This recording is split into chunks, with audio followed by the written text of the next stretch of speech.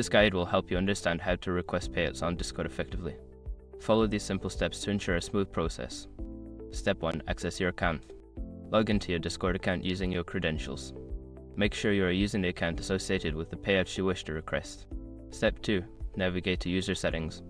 Once logged in, click on the gear icon located at the bottom left corner of the Discord interface. This will take you to your user settings. Step 3. Find the Payouts section. In the user settings menu, scroll down to find the Payouts section.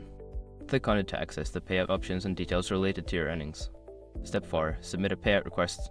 Before filing a refund or dispute, use the s.com link in the description to open the refund dispute deadline calculator and confirm your deadline.